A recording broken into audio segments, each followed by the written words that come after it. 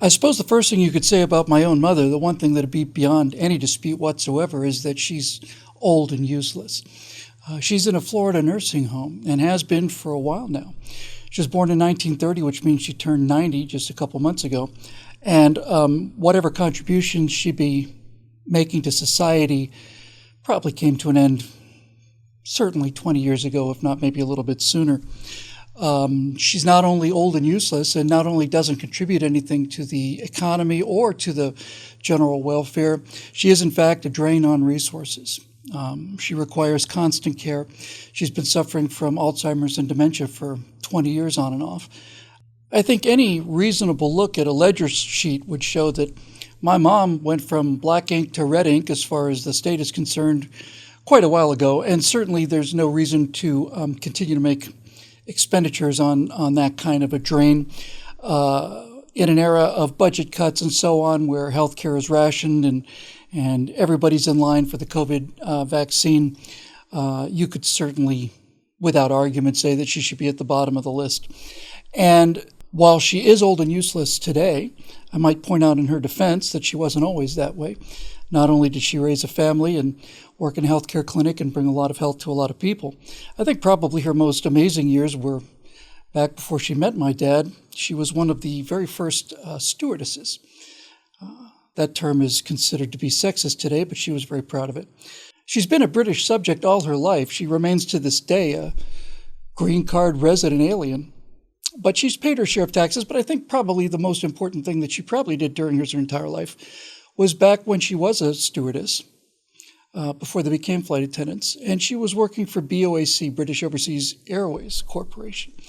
For a while there, my mother was the featured hostess on a tour around London in her BOAC stewardess outfit, and they had an American stew do a tour of New York City, Pan Am stewardess. And back in those days, they would run the tour of London on both BOAC and Pan Am flights going to London, and they'd run the Pan Am tour of New York on both BOAC and Pan Am flights going from London to New York. So it was a different era.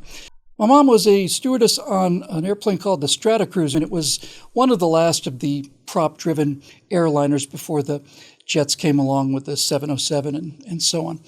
And you may not know this, but jet engine essentially has one moving part, realistically, one moving part, just a turbine that spins. The old piston engine airplanes had thousands of moving parts per engine, so they were not quite so reliable. And on one particular flight on the North Atlantic trace, they were not too far from where the Titanic went down. It turned out it was Christmas Eve. And the flight that my mother was on, the BOAC flight, was heading towards London, and they lost an engine. You have 4 engines, slowed them down a bit. And then they lost a second engine, and then they lost a third engine. Now, that airplane could not maintain altitude on one engine, so as this airplane began its slow descent into the frozen North Atlantic, the flight crew started issuing instructions for evacuating the airplane. Not only are you going to have to put it down in the middle of the North Atlantic in rough seas at nighttime, but that water is about as cold as it was for the people who went into the water on the Titanic.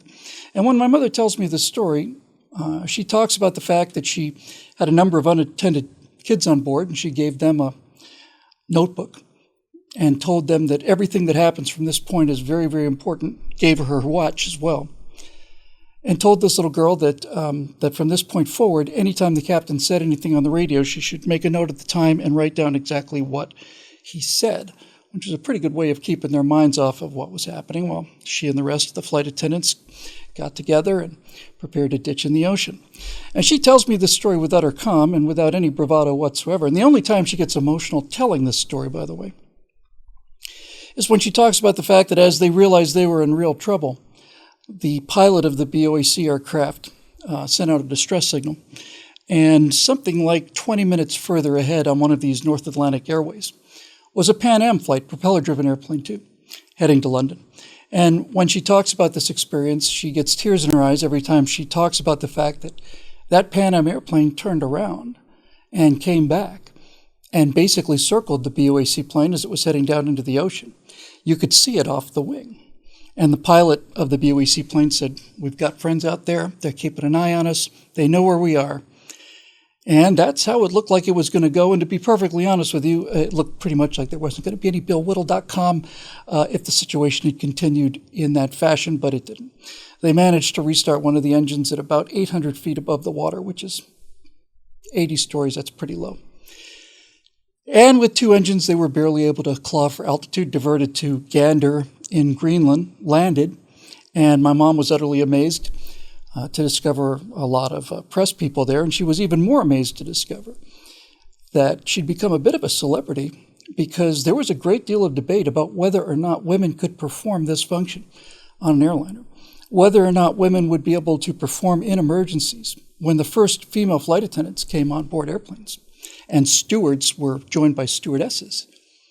A serious concern about whether they'd be able to handle it or whether they'd become hysteric and become more of a problem than they were. But it turns out that was not the case, and my mom was kind of the poster child for that particular aspect. But that was quite a long time ago, and so whatever contributions to society she may have made, I think probably say we're safely 50 years in the past. I bring all this up only to say that if my mom had been living in New York rather than in Florida, and we used to live in New York for a while, and the governor of her state had been Andrew Cuomo instead of Ron DeSantis, there's an extremely good chance that my mom would have been dead by now, because Andrew Cuomo forced nursing homes to accept COVID-19 positive patients back at the nursing home at the most vulnerable places in the country. He forced COVID positive people back to the nursing homes. And the official estimates are somewhere around 12,000 people died as a result of this political decision. And it's worth mentioning that for this policy, New York Governor Andrew Cuomo was awarded an international Emmy for his, quote, masterful handling of the COVID-19 briefings. And there's the world of 2021 for you in a nutshell. The governor of New York, whose arbitrary and cruel decision cost the lives of 12,000 old and useless people, and he was given an Emmy. And what better award than an Emmy? What better award for a Democrat to receive than an Emmy? His performance on television was exemplary. You see, not like Orange Man with his wacky theories about hydroxychloroquine and racing to get vaccines and all the rest of it. No, his on-camera presence was absolutely superb. And the fact that he may have killed thousands and thousands of old and useless people certainly pales into comparison when you take into account how good he looked on television. Ron DeSantis, on the other hand, of course, is weathering a firestorm of criticism from people like legislators and teachers who feel that they should be first in line to get Donald Trump's vaccines. And my point of all this is really just a simple one. I told you my mom's true tales of adventure, but that was all a lie. Those things really happened, don't get me wrong. Those things actually happened exactly the way I described them. When I say they're a lie, though, what I mean is the idea that you have to justify somebody's life, that what they have done is a measure of what they're worth, is a pretty repugnant way of going through life, isn't it? Turns out my mother did heroic things when she was younger, but that has no bearing on her value as a human being. She's just another one of the old and useless people in Florida nursing homes that are going to have a chance to live a little while longer as a result of the compassionate decisions made by this Republican governor, instead of being consigned to a pretty likely death in the hands of a loving and generous and telegenic Democratic governor. It doesn't matter what she did. Doesn't matter that she had kids. Doesn't matter if she paid taxes or not. It doesn't matter at all. She could have been a person who was lonely her entire life, been alone her entire life. All of that wouldn't have mattered because in a society that's worth living in, a person's life has value because it's a person. Every logical, reasonable analysis of the situation comes to the same conclusion, and that is, why would you spend a precious resource on old and useless people? Well, two things, really. First of all, if this disease were killing young people at the same rate it was killing old people, then I think you'd have a case. But it's not, and it never has been. It never has been. The mortality rate among 20, 30-year-olds is 0.0001%, something like that. Children under the age of 10, I think you could count the number of fatalities on one hand. So this is a virus that attacks old people, and when the Florida governor decides he's going to protect the most vulnerable people first, I like that. I don't care what his politics are, but I'm also not surprised about his politics. I like that. And the second thing that I think is a factor in all of this is, if there were a limited number of vaccines, if there were 100 million vaccines, then again, conceivably, you might want to get into this kind of a discussion, but there aren't, because of the incredible power of American science and American industry, and most especially through the extraordinary efforts of cutting through red tape and concentrating on curing this disease that had been undertaken by the previous president, who was thrown out of office because of his disastrous handling of the COVID-19 pandemic. That's not really an issue. Vaccines are coming off the line all the time. And when teachers say that they need to be prioritized, and yet they refuse to go back into schools, when teachers' unions say to Democratic politicians, we should get the vaccine first. We're maybe 20, 30 years old, 40 years old. We should get it first. And furthermore, we're not going to go back to school and teach until everybody's had the vaccine. We'll send non-unionized assistants to the schools that can kind of proctor the lessons while we stay safely at home, fully vaccinated. The COVID-19 pandemic has been as clear an example of the utter dysfunctionality of the government, the utter lack of trust and well-earned lack of trust in public health officials.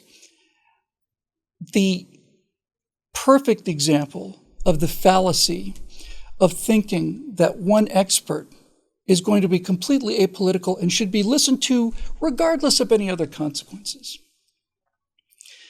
And finally, it's been a great example of the inability, the willing inability of our political class to look at what is factually happening in the world and in the country with regard to who's getting this disease, who's dying from this disease, and whether or not the cure is turning out to be worse than the illness. I don't want to live in a world that thinks of any human being as old and useless.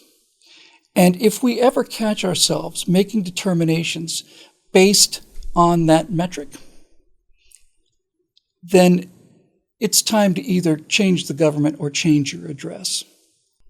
I am very proud of the governor of Florida. I'm very, very, very proud of him, and I'm proud to know that at least some people in this country still understand that all of society is a mutual trust arrangement. It's a network of trust. It's a web of belief in our fellow people. And in a world that looks like it's getting increasingly darker in terms of the moral landscape, as we seem to be descending closer and closer to those frozen North Atlantic waters with engines failing and nothing apparently that we can seem to be doing about it. It's nice to know that every now and then there's a politician like Ron DeSantis who's out there off our wing, flying around, circling with us, and making sure that the people who are going down don't feel like they're alone, and don't feel like they've been abandoned, and don't feel like they're without hope, and don't feel like they'll be lost without a trace.